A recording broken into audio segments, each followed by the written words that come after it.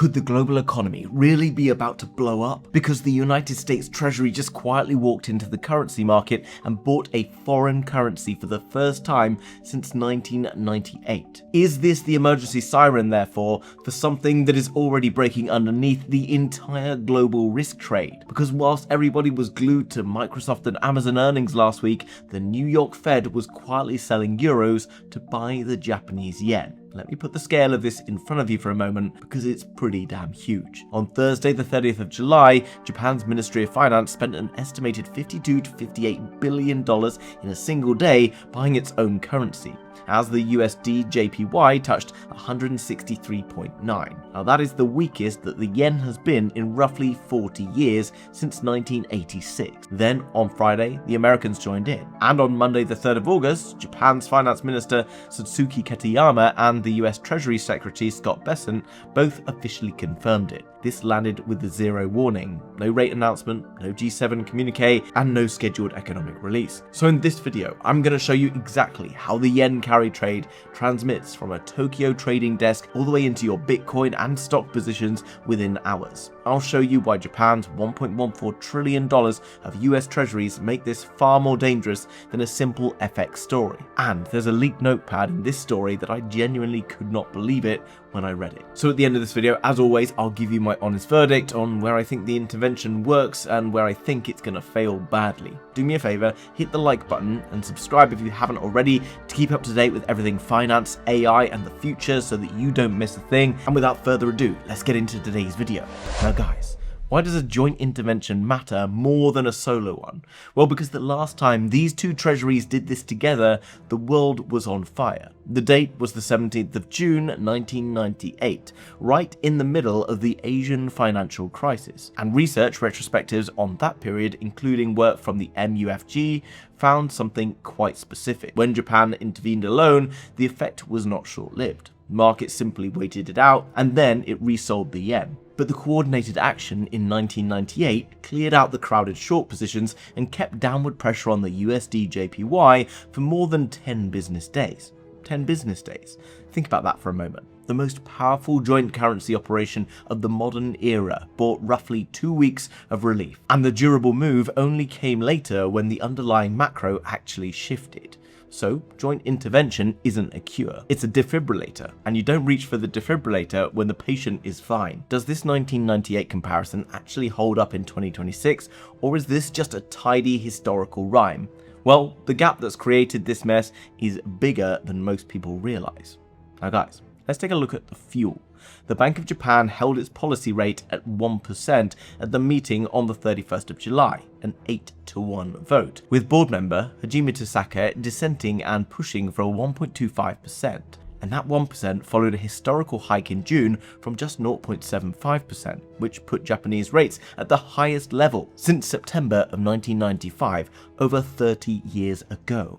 Meanwhile, the Federal Reserve, now under Chairman Kevin Warsh, held at 3.5 to 3.75% through July, with 3 FOMC members dissenting because they wanted a hike. So the differential sits somewhere around 250 to 275 basis points, depending on which dates and which source you use. Now, let me translate what that actually means for a fund manager. You see, imagine your bank lets you borrow, say, 1%. A completely safe government bond on the other side of the world pays you 3.5%.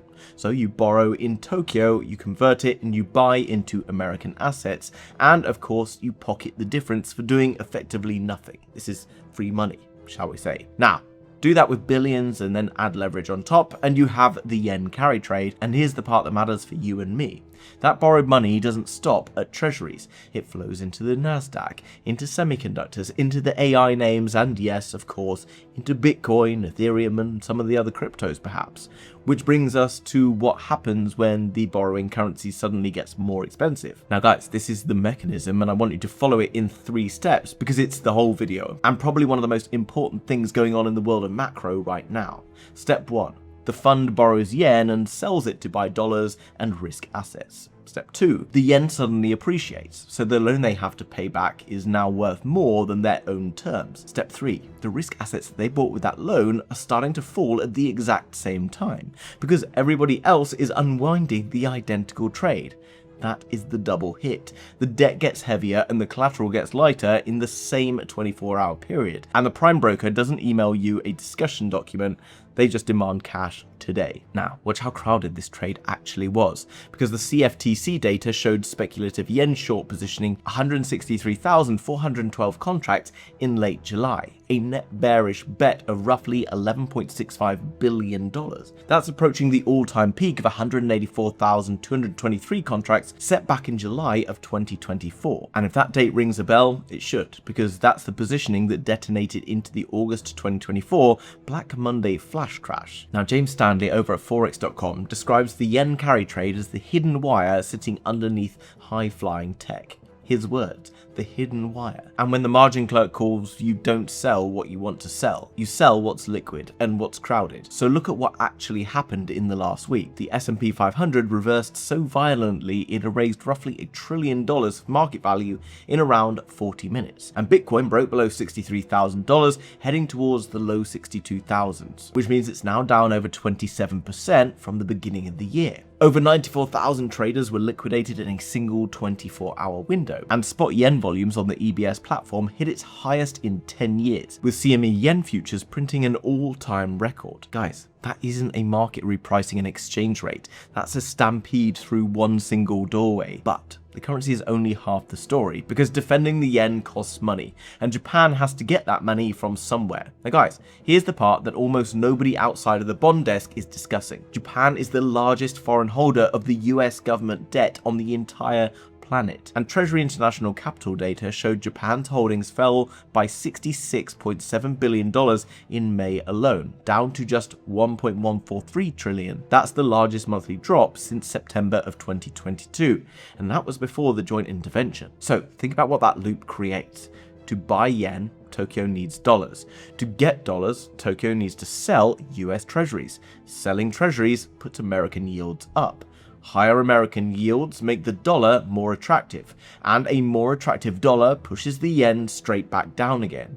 The cure feeds the disease, and you see the pressure is the long end, because the 30-year US Treasury yield was already pushing above 5.24%, the highest level since June of 2007. Now, let me make that human for you.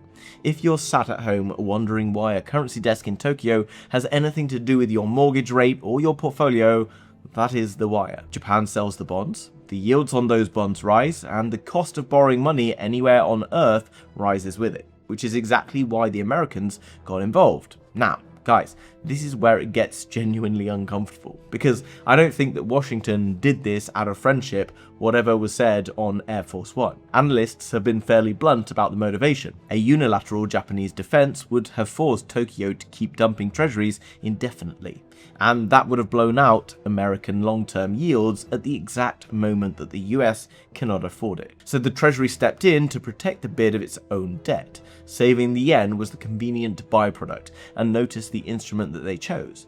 The New York Fed sold euros to buy the yen, not just dollars, which surprised a lot of analysts. Selling somebody else's currency to defend your own bond market, which is pretty elegant. Now, Scott Besson also urged that the Fed's FIMA repo facility be upsized, which lets Japan post treasuries as collateral to raise dollars temporarily, rather than permanently selling them and cratering the bond market. Same defense, no visible bond dump. And then there's the notepad. On the 31st of July at 11:30 in the morning at Camp David, a Reuters photographer captured Scott Besson's notepad. It read, and I'm quoting the entire thing, "To do, buy Japanese yen, $5 to $10 billion. Analysts pointed out that the figure was somewhere between 6 and 12 times the size of the comparable 1998 intervention tranches. Now, am I telling you that that leak was deliberate? No, I'm not. Well, nothing's been proven at least. It may genuinely be one of the clumsiest photographs in financial history, but I'm telling you what the mechanics did. The yen's rebound accelerated, the short got caught, and anybody who saw that photo before the market fully priced it in had the single most valuable piece of information on Earth, at least for that afternoon. Retail found out from the tape, and somebody else found out from a notepad. Now, I want to be fair here, because building this into a pure doom story would make me no better than the people selling you the crash every Tuesday. The very same week that this intervention hit, Microsoft reported roughly $90 billion of quarterly revenue, with Azure growing 43% in constant currency and annual Azure revenue passing $100 billion. Amazon also posted AWS growth at 36.7% with $220 billion of capex guidance for 2026. That, no matter which way you look at it, is not a fragile economy, and it's a genuine reason why the Nasdaq composite rallied 2.8% just last Thursday, even though it still finished the month down around 7%. Now, I also have to be honest about the data quality here. The widely quoted $1 trillion figure on the size of the yen carry trade is market commentary, shorthand. Okay, not an official BIS or IMF estimation, so treat it as an order of magnitude rather than the gospel. And the reporting out of South Korea in the same week was genuinely contradictory, with some sources describing a brutal deleveraging rout in the COPSI and others describing it as a double-digit surge on chip strength. That tells you something important on its own, which is that this was a week of extreme intraday volatility rather than a clean directional story. So the caveat is real. But notice what none of this changes: the rate differential, the crowded position, and Japan's need for dollars. The magnitude is uncertain, and the mechanism absolutely is not. So let me give you the verdict that I promised you at the start. Where I think the intervention succeeds: first, it worked tactically, and the tape proves it, with the USD JPY collapsing from 163.9 down through 157 and later below 155.5. Second, coordination genuinely matters, because 1998 showed that joint action clears crowded shorts in a way that solo action never does, and Katayama said Tokyo will not hesitate to do it again. Where I think this fails, however, which is probably the biggest warning sign out there, is one intervention does not touch the cause, because the cause is a 250 to 275 basis point rate gap, and no amount of dollar selling can ever close that. 2. Japan is now signaling a possible hike as soon as the September meeting, with the Bank of Japan board member Naoki Tamura arguing towards a neutral rate rather than 2%, and if that arrives, it doesn't relieve the carry trade, it accelerates the unwind. 3. The FIMA facility hides the Treasury selling that it doesn't want removed. And personally, I've been treating this as a liquidity event rather than an asset story, which means position size matters far more to me right now than the actual conviction does. And here's the maneuver that matters to you. It doesn't matter whether the carry trade is $1 trillion or $400 billion, because leverage funded in a currency that can move 3.8% in 2 sessions is unstable at any size. So stop worrying about the exact size of the carry trade and ask who is funding your favorite assets and in which currency. So what do we actually watch from here to identify whether or not this is all gonna blow up in our faces? First, it's the USD JPY itself, and specifically whether it drifts back above 160. That would tell you that the market has decided the intervention was a speed bump rather than the floor. Second, the September Bank of Japan meeting. A hike towards 1.25% narrows the differential and squeezes the carry trade further. And remember, the Bank of Japan's own July outlook has core Japanese inflation running clearly above 2% from the second half of this fiscal year. Third, the monthly TIC data on Japan's Treasury holdings, alongside the 30-year US yields. Another drop like May's $66.7 billion, with the long drop above 5.25%, tells you that the defense is being funded by selling American debt rather than by the repo facility. And fourth, the one that matters the most, CFTC, speculative yen positioning. If those short contracts start rebuilding back towards the 184,000 peak, the market has simply reloaded the same trade that broke twice. Because the two mistakes here are symmetrical: panic selling quality assets because a currency desk moved, or ignoring that the leverage funding those assets is priced in a currency two governments are now openly manipulating. Now, look, I'm not here to tell you what to do with your money, so go and do your own research and make your own decisions on what the risks are of this current situation, because you can't borrow someone else's conviction. So let's bring it all home. A currency at 40-year lows and an unannounced $58 billion defense, an elite notepad at Camp David, a 275 basis point gap funding $1 trillion worth of borrowed risk, Japan's treasury pile sinking by $66.7 billion in a single month, and 94,000 crypto traders liquidated by a decision made in Tokyo. So did the US Treasury just intervene to defend a foreign currency, or is this an emergency response to something breaking underneath? If you're wondering what the answer is, it's the second one, and the bond market where the crack is, not the FX market, because the intervention only reshuffles the liquidity that already exists. It decides who gets to keep it. And there is an opportunity buried in that, because a forced unwind prices assets by margin requirements rather than by value. The Bitcoin and the tech names that got flushed last week weren't repriced by a change in their fundamentals. They were repriced by somebody in Tokyo needing to sell dollars by Friday. And there's a real irony in that too, because the same chronic yen weakness has been pushing Japanese companies like Metaplanet towards Bitcoin as a treasury hedge in the very first place. Now, most people will only see the red candle, but if you understand the plumbing underneath, you saw a seller with no choice. So let me know down below, do you think the Bank of Japan hikes in September and finishes the unwind, or do you think that they'll blink and let the yen slide more? Or did you make the most of the opportunity and start adding more to positions? As always, I read every comment, and your sentiment is genuinely very, very important to letting us understand what is happening across the markets and what we're most likely to expect in the coming weeks and months. Now, if you want the crypto native side of things and to understand what's about to happen across the crypto market and where I'm positioning myself to make the most of the opportunity into the years ahead,